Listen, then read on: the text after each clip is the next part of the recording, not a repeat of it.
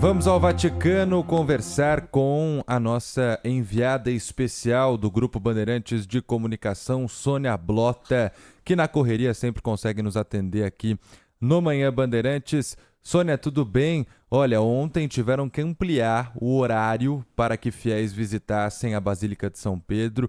E hoje, como estão as filas por aí, muitas pessoas aguardando para conseguir entrar e se despedir do Papa Francisco. Bom dia, boa tarde para você, né? Uma boa tarde para você também, meu querido Vitor Lupato, meu querido Sabino. Boa Olha só, tarde. aqui 15 horas e 39 minutos. Boa tarde para vocês. E olha, eu mesma passei pela experiência, então eu vou contar por mim. E por que eles não pensaram nisso antes, né? Tinha que ampliar pela madrugada. É muita gente que está chegando o tempo todo.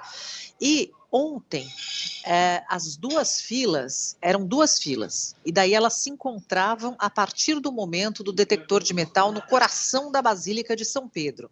Hoje, eles fizeram uma fila única, mas a partir de uma outra rua do outro lado, e eu acredito que tenha dado certo, porque eu fiquei 3 horas e meia para passar e me despedir do Papa Francisco, mas eu cheguei também bem cedo, cheguei fora de um horário de pico. Agora, por exemplo, já está parada, já está demorando um pouco mais. Então, quando as pessoas falam de 5 a 8 horas, é realmente isso, porque há horários de pico, né, e há os horários mais calmos. Mas está tudo muito bem planejado. A Santa Sé está contando aí com o apoio do Corpo de Bombeiros, da Defesa Civil, da Polícia Italiana.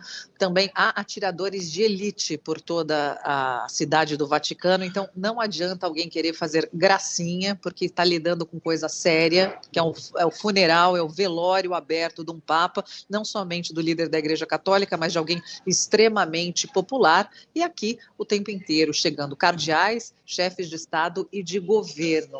E passando nessa fila, eu conheci várias pessoas, por vários motivos diferentes. Fiéis, católicos, não católicos, religiosos, não religiosos, e muita gente que só veio prestar a última homenagem ao Papa Francisco. E o mais curioso, Sabino, Lupato, é a questão da expectativa. Quando você fica na fila, você nota a ansiedade das pessoas entrarem na Basílica, você tem que passar por uma das portas santas, né? São 4 portas santas abertas no ano do Jubileu Católico, que acontece a cada 25 anos, e passando nessa porta santa, você já está dentro da Basílica de São Pedro.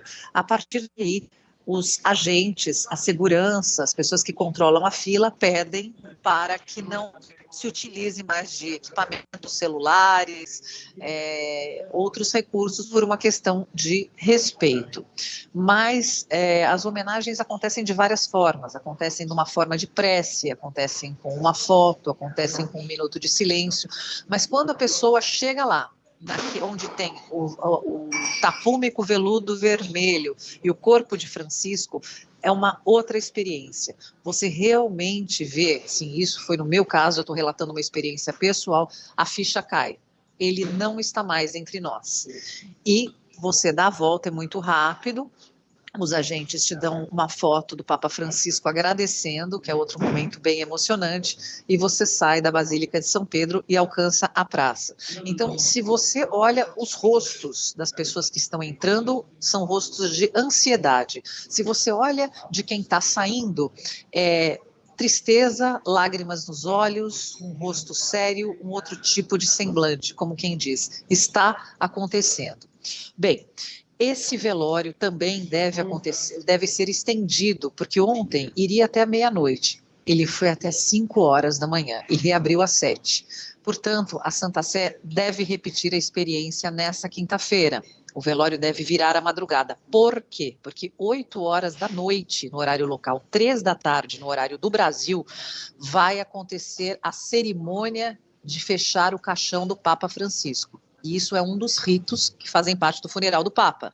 A partir daí, ninguém mais entra, só cardeais. E porque no sábado, a partir das 9 horas da manhã, vai ser dado início ao funeral do Papa Francisco. O corpo deve sair da Basílica de São Pedro, num ritmo de caminhada, como disse a Santa Sé, para que todos possam acompanhar, aplaudir, prestar as últimas homenagens do Papa Francisco até a Basílica de Santa Maria Maggiore, porque foi lá que o Papa escolheu ser sepultado e pediu uma sepultura simples, escrita o nome dele em latim, Franciscus. E esse cortejo vai ser acompanhado também por moradores de rua, por refugiados, por migrantes, e esse anúncio foi feito aí por uma ONG que se encontrou diversas vezes com o Papa, e a confirmação aconteceu pela Prefeitura da Casa Pontifícia. Uma delegação também será composta por socorristas, refugiados migrantes que escaparam aí de campos de concentração líbios. Então vai ter muita gente, muita gente. Agora, no momento em que o corpo entrar na Basílica de Santa Maria Maggiore, ninguém mais entra. Será um funeral privado, só para a família e alguns membros da Igreja Católica. Então a gente vai ter muitas experiências, muito para contar para vocês. Sônia, quanto tempo você ficou ali? Você demorou 3 horas e meia, mas durou quanto tempo a sua passagem ali em frente ao corpo do Papa? Muito rápida, viu, Sabino? A partir do momento que você alcança a fila, que você já avista o caixão com os restos mortais, são 10 minutos. São 10 minutos. Porque os próprios agentes ficam pedindo para você andar. Só dá tempo assim de uma oração, um adeus, um obrigada, e depois você sai pelo lado esquerdo, porque a gente não pode tirar a oportunidade de todo mundo, né, de quem está ali, de quem está horas na fila. Tem crianças, tem adultos, tem idosos, tem gente do mundo inteiro falando todas as línguas, religiosos, não religiosos, como a gente disse. Eu mesma conheci na fila, fiz 3 amizades. Uma advogada brasileira que mora em Roma, chamada Marina, que pediu folga no trabalho para estar prestando homenagem ao Papa Francisco. Um casal de turistas que estava fechou essa viagem para passar pelas 4 Portas Santas e não esperava a morte do Papa Francisco na segunda-feira, e justamente na Porta Santa da Basílica de São Pedro, que era a última que eles iam passar, deixaram para o final, eles passam, infelizmente, com o Papa morto.